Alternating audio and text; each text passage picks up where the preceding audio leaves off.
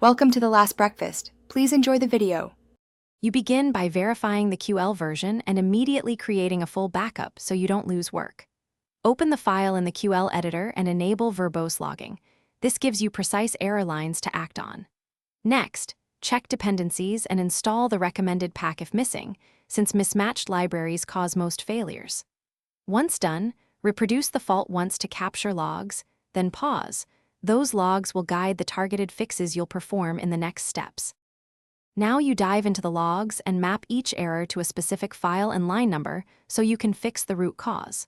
Start with syntax and type mismatches because they're quickest to correct. Replace deprecated calls with supported alternatives and adjust variable types to match expected interfaces. After each change, run the related unit fragment tests to confirm behavior.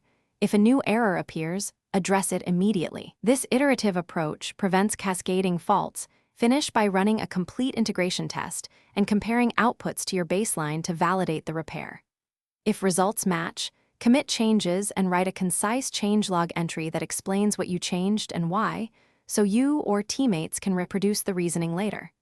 Make sure to clean up verbose logs and restore normal logging levels. If something still fails, revert to the backup, isolate the last change in a sandbox, and retest. This controlled rollback is the fastest route to safe troubleshooting and final resolution. Thanks for watching. If this was helpful, leave a like and consider subscribing. See you next time.